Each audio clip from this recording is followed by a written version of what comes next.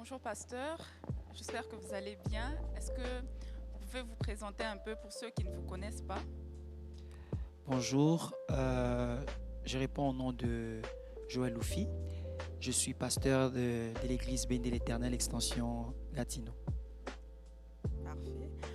Alors aujourd'hui, je suis là avec vous pour parler de cette grande conférence Mhm, qui va commencer ce 21 août, ce jeudi. mhm, Alors je pense, moi et ceux qui nous suivront, ont certainement des questions qui ont rapport avec cette conférence. mhm, Comme nous le savons, c'est la 3e édition de la conférence sur les esprits territoriaux. mhm. Alors, j'aimerais savoir pourquoi, d'où vous est venue cette idée d'aborder un thème aussi spécifique qui est les esprits territoriaux et qui, on peut le dire, un thème aussi complexe. Et qu'est-ce qui vous a motivé jusqu'à aujourd'hui à organiser cette 3e conférence sur les esprits territoriaux? Merci pour la question.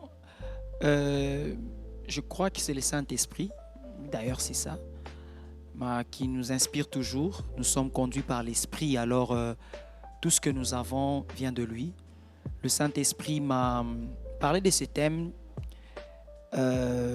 Maintenant, je crois que ça va faire 3 ans. Quand on est prophète, on vit des réalités parfois bizarres. Dieu peut te faire passer d'une situation juste pour te parler d'un thème. J'ai vécu des temps très complexes, très compliqués. Et après, quand j'ai essayé de poser des questions à Dieu pour savoir pourquoi, c'est là que le Seigneur me montre et me parle de la notion de territoire. Et quand nous avons commencé l'église, une fois, le Seigneur me dira, tu dois aussi avoir un temps où vous parlerez de territoire parce que c'est très important, très capital de le savoir. Donc je dirais, ça vient du Saint-Esprit et aussi par les expériences vécues dans ces pays.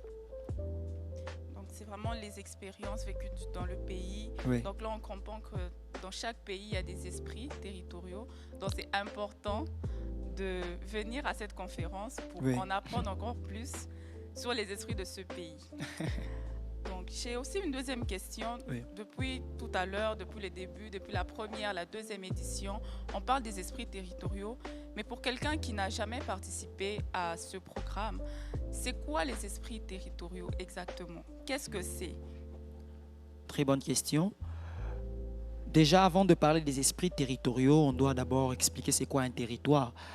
Les territoires, si on va dans les dictionnaires, c'est une bande de terre, c'est un espace, un endroit bien défini qui appartient à une catégorie de personnes.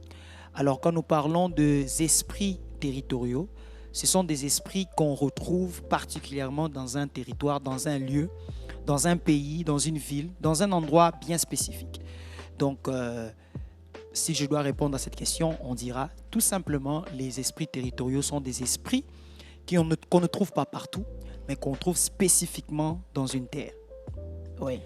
Mais est-ce qu'il existe des signes particuliers pour les distinguer, comme par exemple, comment je peux savoir que je suis en présence d'un esprit territorial, ou bien il y a un tel esprit territorial qui sévit dans le pays où je suis? Comment je peux savoir ça?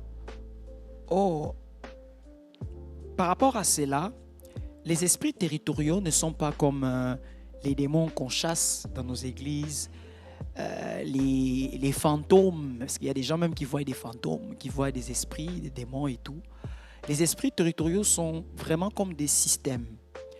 On ne peut pas le voir d'une manière, même si on a les yeux spirituels, on ne peut pas le voir d'une manière claire comme cela.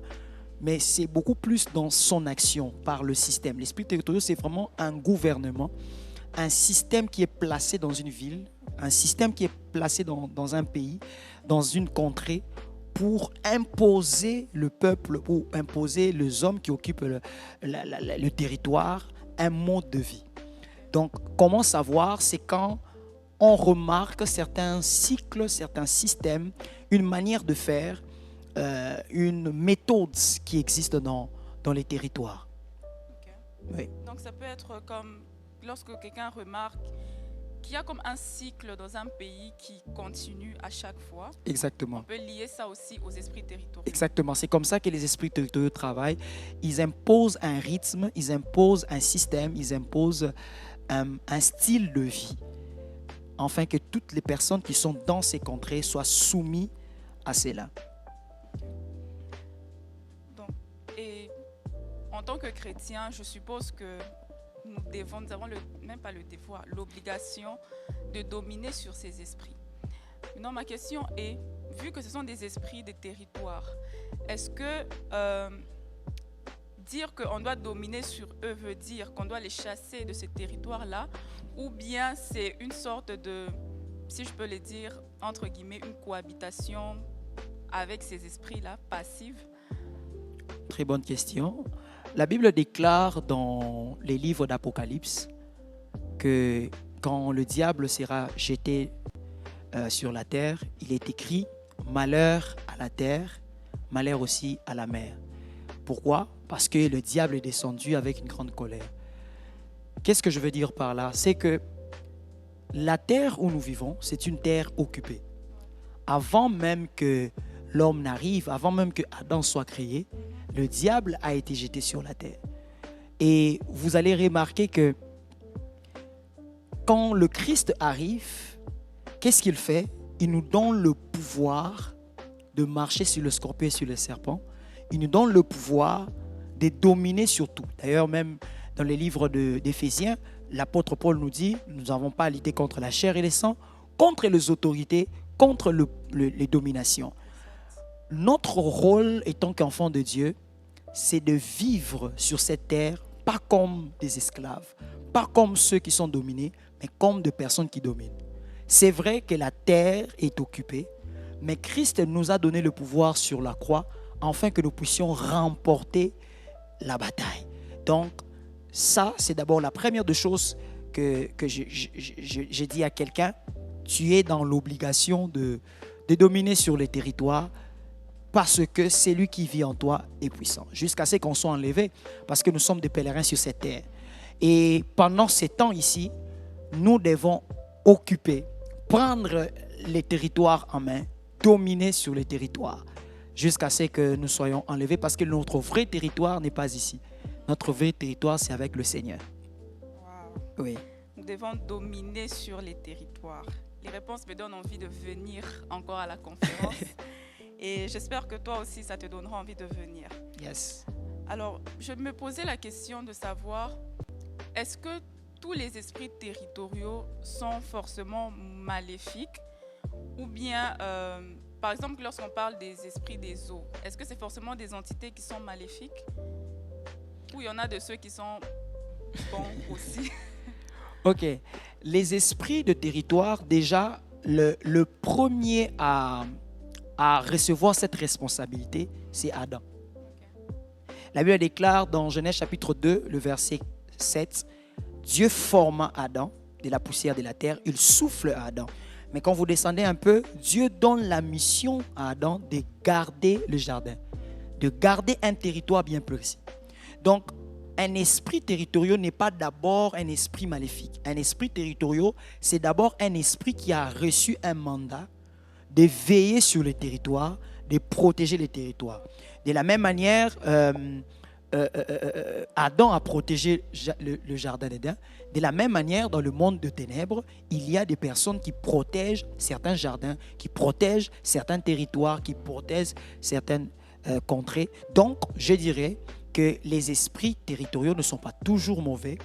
Il y a aussi des esprits qui viennent de Jésus, qui viennent de Christ, qui sont des esprits propres. D'ailleurs, dans l'Apocalypse, on dit qu'il y a l'ange de eau.